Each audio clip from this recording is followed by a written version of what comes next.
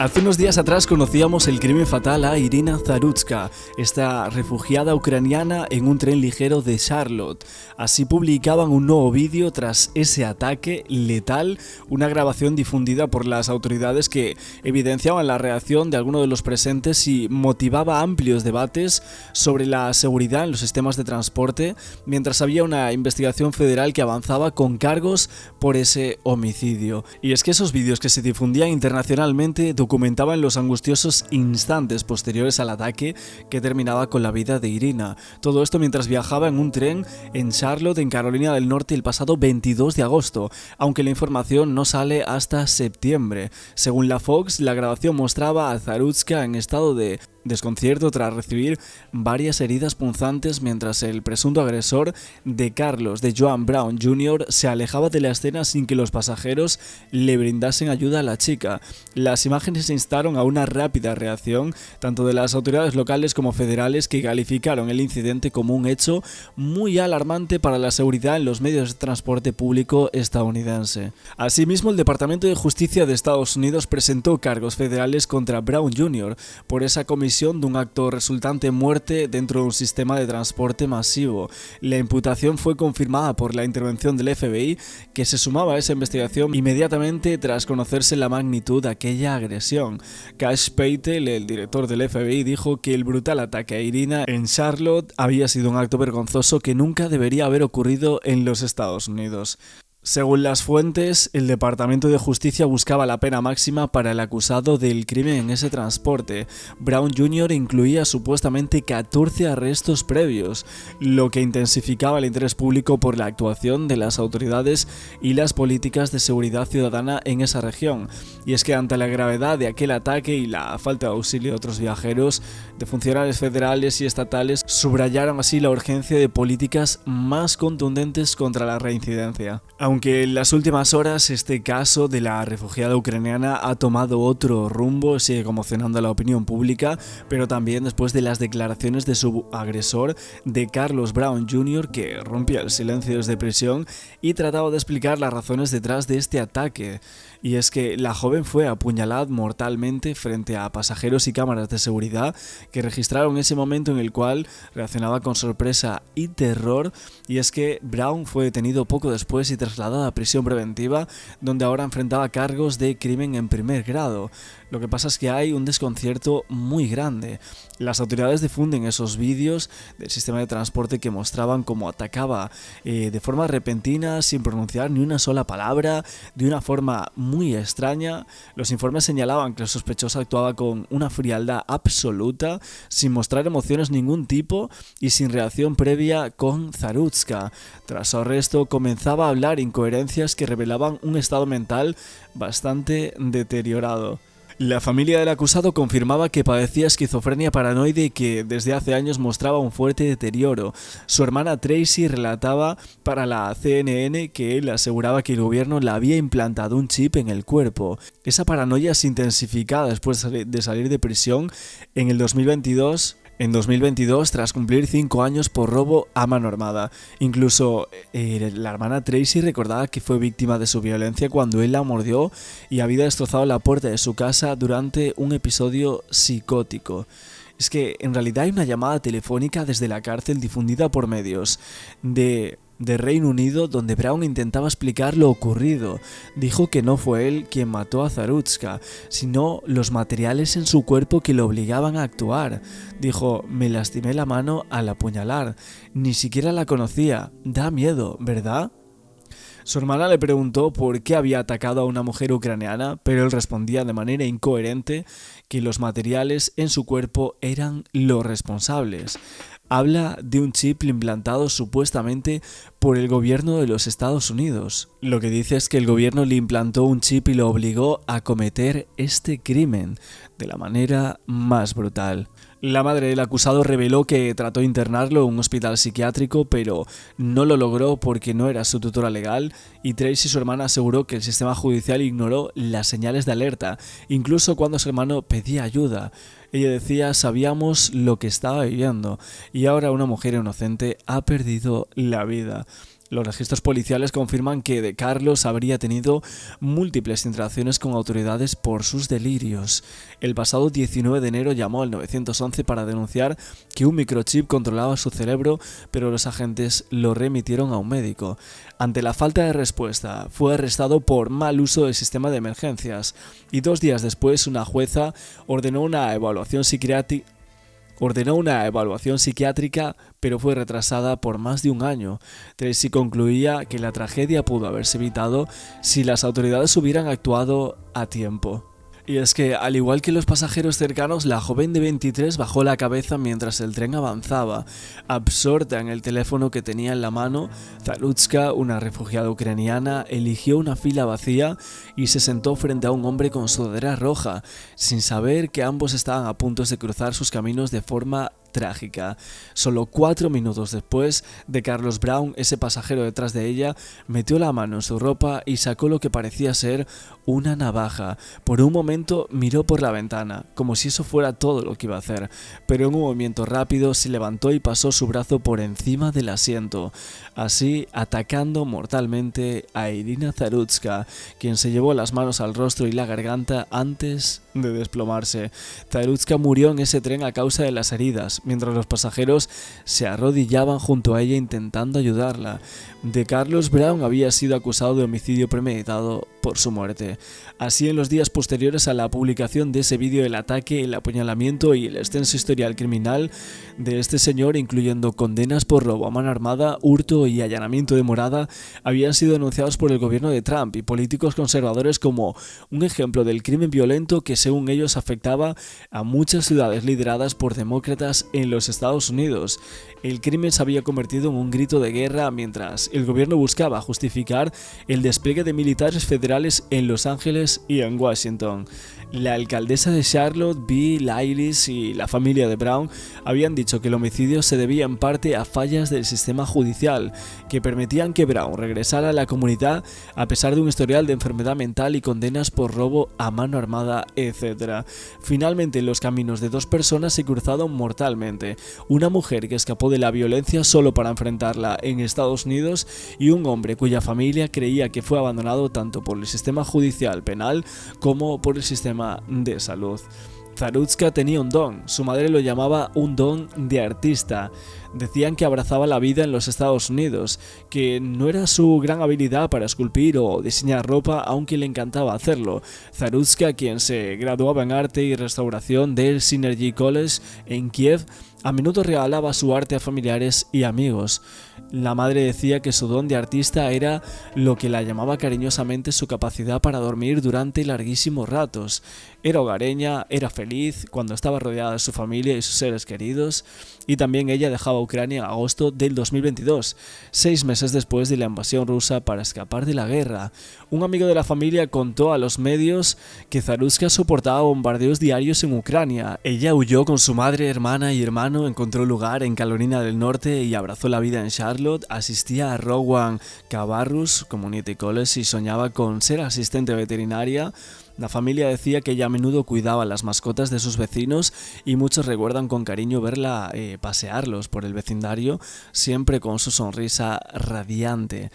Irina trabajaba en una zona animada del South End, llena de cervecerías, complejos de apartamentos y cafeterías, y esa inauguración del sistema del tren ligero en 2007 ayudaba a impulsar el auge del vecindario. Había tratado de independizarse y estaba aprendiendo a conducir, mientras tanto así usaba el tren, y ahí es donde le dieron muerte. Y es que días antes del apuñalamiento, De Carlos se presentó en la casa de su madre. Michelle de White dijo que su hijo, quien estaba sin hogar y vivía en un albergue local, le pidió quedarse aquella noche. Pero más tarde esa mañana, la madre de Brown lo dejó en un refugio en Statesville Avenue, unos kilómetros de la estación de Scullyburg. Lo abrazó y le dijo a su hijo que lo amaba. Contó eso antes de irse a la iglesia. Cuando se enteró de aquel apuñalamiento y su arresto, de White no podía creer que fuera su hijo. Ya lo había echado de casa antes por ser demasiado violento. Aún así pensó que la identificación de su hijo como sospechoso debía ser un error, pero Brown, quien tenía antecedentes de problemas de salud mental, había estado luchando en los últimos años. Así dijeron que tenía muchas alucinaciones. De Carlos atacó a su hermana en el 2022, lo que mostraban esas imágenes grabadas en el tren difundidas mundialmente. Y uno de los casos más virales de las últimas semanas, también como el de Charlie Kirk, obviamente, difundía en el tren como un afroamericano de 34 años llamado de Carlos Brown se levantaba de su asiento en el vagón para acabar salvajemente y fríamente con una muchacha vestida con una camiseta negra impresa con el logotipo blanco de Cepedis Pizza y también un delantal aún anudado a la cintura, sobre su cabeza esa gorra de trabajo, la misma que llevaba en cada turno detrás del mostrador, y terminaba con ella con frialdad, sin aspavientos y sin una pizca de apasionamiento. Y es que mucha gente se preguntaba el cómo podía ser que los medios de comunicación de Estados Unidos y de todo el mundo dijeran presunto agresor, cuando las imágenes son más que claras. El agresor y el asesino es de Carlos Brown, hay que decirlo a viva voz. Charlotte era la gran capital financiera del sur de Estados Unidos, sede del Bank of America, segunda plaza bancaria del país tras New York, pero también una ciudad marcada por las fracturas sociales que acompañan este crecimiento, ese mosaico de barrios en transformación, además de la sede en Carolina Panthers de la NFL, presume de modernidad de sus rascacielos del Uptown, mientras arrastra una tasa de pobreza, desigualdad más altas de Estados Unidos. Es un lugar situado en ese escaparate corporativo y esa periferia olvidada que frecuentaba justamente Brown y donde perdió su vida Irina. En el reloj de emergencias de la policía quedó registrada a las 9:55 una llamada que escuetamente señalaba una mujer había sido apuñalada en el tren ligero de Charlotte a la altura del 1800 del Camden Road, justo donde East Boulevard se vuelve West Boulevard al cruzar las vías. Es South End, un barrio de fábricas reconvertidas, oficinas de vidrio, cafeterías, también cervecerías pegadas a las vías, y ese andén del West Boulevard presta servicios sobre todo a oficinistas y estudiantes. A la hora en la que Irina salía de trabajar, el tren llegaba iluminado como una sala blanca con asientos azules y barras de acero. La muchacha ucraniana subía con los auriculares puestos y se sentaba justo al lado del pasillo. Detrás, al lado de la ventanilla, ya estaba el que iba a ser su agresor. No intercambiaron palabras y 4 minutos después, de ese modo, terminaba con su vida. Luego trascendía que el afroamericano y a voces se podría adornar la descripción con retórica más blanda, pero lo cierto es que tras Irina había un loco peligroso y semedicar que con total certeza habría premeditado acabar con alguien. Una moneda al aire. Así los agentes de seguridad que iban en el coche siguiente lo redujeron en el andén. Irina ya no se levantó. Fue declarada muerta allí mismo. Todo estaba en el sumario federal y en las imágenes que la autoridad del transporte hicieron públicas, y lo que se registraba en ese vídeo era absolutamente espeluznante. Lo era todavía más cuando se conocía la historia de ambos y el modo en la que la providencia los había cruzado. Boarding a train in Charlotte cost her life. This is the case of a young Ukrainian woman who was the victim of an African American. The city of Charlotte is in shock over the brutal attack on 23-year-old Irina Saryka on one of the 3 light rail trains where she lost her life last month. I am located here where Irina Saryka worked and, in this pizzeria in the back, we tried to speak with some of the representatives who did not want to give any information on this subject. So we are going to try to tell you more or less the step-by-step experience of this young woman who was sadly attacked by an African American. And yes, she got out of here and we are going to continue with the tour. Which way did she get on? How did she get on the train and all this part that, although it is very sad, we understandably regret Irina's disappearance. But we are going to try to tell you a little bit about what her journey was like before reaching this tragedy.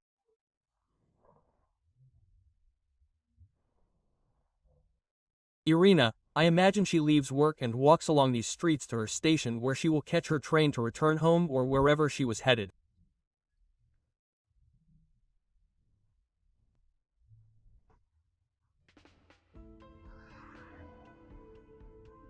At that moment, we assume that Irina arrived from this side. Of course, she came walking here to the train station and waited. It could be on the left or the right side where she was going to catch this means of transportation where she unfortunately loses her life.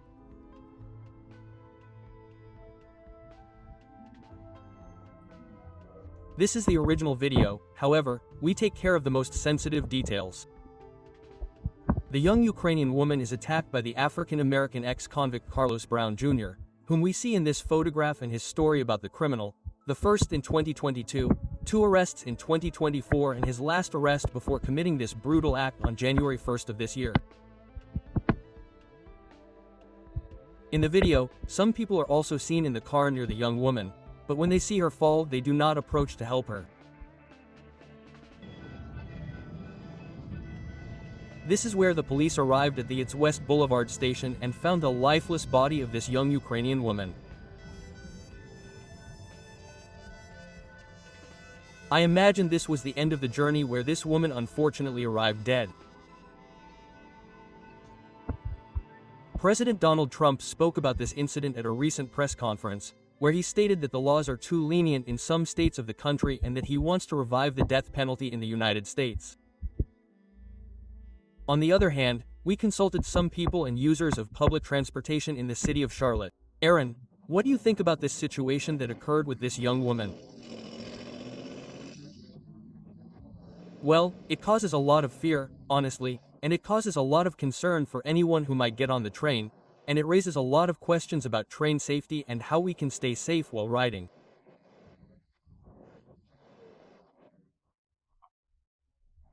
We are at the ETW Boulevard station, where the community has come forward with these kinds of details for Irina, and we applaud all of them who, in one way or another, continue to support the family who is going through a very difficult time losing their daughter.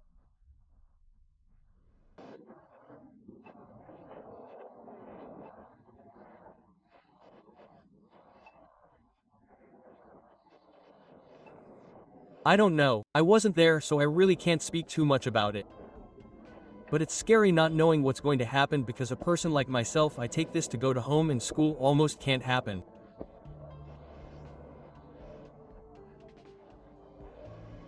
What do you think about this gentleman who has been to jail for like 5 times and is walking around the streets calmly? Well, it doesn't seem fair to me that someone with such a long criminal record could be walking around the streets free. And honestly, a lot is needed. I feel that a lot of justice is needed, especially for the young woman's family. After this unfortunate event, the Charlotte Light Rail has increased surveillance by the authorities at each of its stations. It is worth noting that some of the users of this means of transportation evade paying the system. More than an informative note here at Progress Barrow News, we want to pay a heartfelt tribute to this young woman who sadly passed away here on the train in Charlotte, and our heartfelt condolences to the entire family of this young woman who we know is going through a very difficult time. I am located here in Charlotte, North Carolina. Reporting for Progreso Hispano News is Mauricio Muñoz. New York Times, el Washington Post, o vería las noticias en la CNN o alguna otra cadena de noticias americana. Y en ese caso seguramente no se habría enterado de un asesinato que está conmocionando al país. Es el asesinato de una refugiada ucraniana que estaba tranquilamente leyendo el móvil en un metro ligero cuando el tipo que tenía detrás se levantó y la apuñaló sin ningún motivo. ¿Y qué pasa? ¿Por qué no están informando los medios? Bueno, a ver, parte de ello es lógico. Al final, en un país, y especialmente en un país tan grande como es Estados Unidos, hay noticias de todo tipo y sucesos de todo tipo todos los puñeteros días.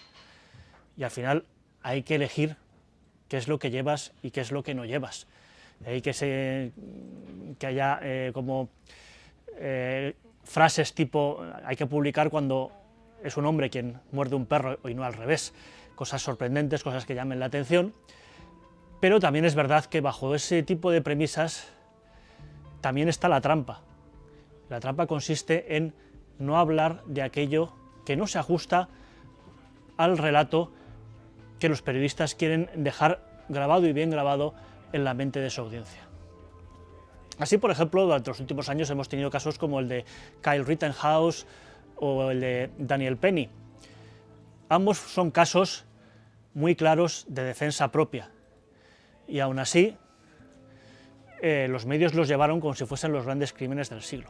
Vamos a recapitular porque esto pasó hace tiempo, igual o no se enteraron en su día o se les ha olvidado, que me parecería lo lógico. El caso de Kyle Rittenhouse fue un chico de 17 años que se presentó voluntario para defender a los negocios locales que estaban siendo arrasados por los manifestantes pacíficos del Black Lives Matter, y por las circunstancias de una noche aciaga se encontró de repente solo y rodeado de gente hostil que le disparó, que amenazó a su vida de mil maneras, y él disparó para defenderse. Por otro lado, Daniel Penny es un exmarine que, yendo en el metro, vio como otro pasajero se dedicaba a aterrar a todo el vagón, amenazándoles, diciendo que no le daba igual morir, que le daba igual ir a la cárcel, y lo que hizo Daniel Penny fue sujetarlo, lo típico, sujetas con el brazo hasta que llegase la policía. Un minuto después de que hiciese esto, el tren llegó a la estación, otros pasajeros aguantaron las puertas para que el tren no se fuese y que llegase la policía, pero cuando la policía llegó, pese a que él había incluso movido y relajado la llave, se había movido para intentar ayudar a respirar a aquel agresor, pues había muerto. Ambos eran casos muy claros de defensa propia, en otro caso de ayuda en modo buen samaritano, y así los entendieron los jurados, pero no después de un juicio mediático al cual fueron sometidos porque los medios los llevaron en sus portadas, los demonizaron, y básicamente a aquellos que habían iniciado los altercados los blanquearon en todos los medios posibles para pintar a Penny y a Rittenhouse de la peor manera posible. Entonces los fiscales, un poco por iniciativa propia, otro caso de otro poco porque estaban obligados, porque si no hacían algo lo iban a sufrir en las elecciones, los llevaron a juicio y perdieron ambos juicios, como era lógico y como era evidente, y como todos los abogados del mundo sabían que iba a pasar, pero aún así tuvieron que martirizar a estos dos hombres con un juicio, con cárcel preventiva, etcétera, etcétera. En cambio, con el caso de Irina, no han llevado nada. Cuando estoy grabando este vídeo, en el New York Times, ni las cadenas de televisión, ni el Washington Post, ni ninguno de las cabeceras conocidas, bien pensantes, socialdemócratas, etcétera, etcétera, han llevado absolutamente nada. Solo en los medios tradicionales, solo en Fox News y en el New York Post, que son los sospechosos habituales, se pueden ver referencias. Y sin embargo, te vas a medios de todo el resto de Occidente, incluso lo que no es Occidente, en el Hindustan Times, lo he visto yo reflejado incluso. Sin embargo, en los grandes medios americanos no está. ¿Por qué? Pues porque no combina el relato. Porque la refugiada ucraniana que murió era blanca y el agresor, un criminal con un historial delictivo del tamaño de un trolebús, era negro. Y por lo tanto eso no combina el relato que nos dice que, poco menos que en Estados Unidos, los negros, si eres negro eres inocente, y te matan solo policías blancos o gente que intenta hacer justicia y que también son blancos, cuando la realidad es esencialmente lo opuesta. La mayor parte de los negros que mueren a manos de otros negros, y la mayor parte de los blancos que mueren también mueren a manos de otros blancos, para que no vamos a engañar. Pero en el crimen interracial, generalmente, por cifras, los principales culpables son los negros seguidos de los hispanos, y las principales víctimas son blancos y asiáticos. Y eso es así. Pero no es la impresión que te da si tú te informas con los medios tradicionales americanos. ¿Por qué? Porque quieren vender un relato y, por lo tanto, crímenes como estos los ocultan siempre que pueden. Y cuando la cosa es demasiado grande para ocultarla, pasan a la segunda fase, en la cual la noticia no es la noticia. La noticia es la reacción de la derecha y los republicanos a la noticia. Posiblemente cuando vea esto ya habremos pasado a esa segunda fase. ¿Qué quieren que les diga? Esto igual les suena familiar si siguen ustedes la actualidad española también, o la actualidad de casi cualquier otro país en Occidente.